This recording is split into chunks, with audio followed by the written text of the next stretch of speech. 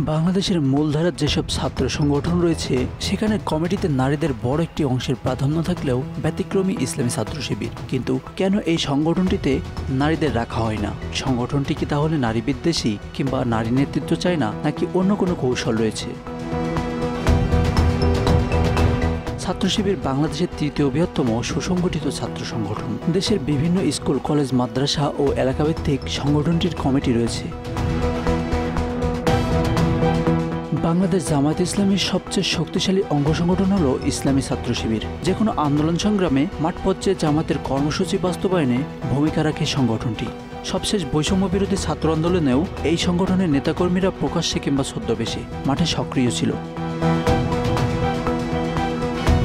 সম্প্রতি এই সংগঠনের ঢাকা বিশ্ববিদ্যালয়ের কমিটি ঘোষণা করা হয়েছে।